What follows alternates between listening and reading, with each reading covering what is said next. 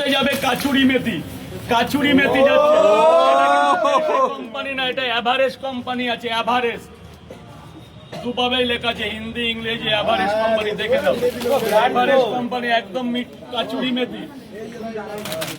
এই যে কাচুরি মেথি চলে গেল, মিট মশলাটা আজকে দিতে পারলাম না, I am so sorry, I am so sorry.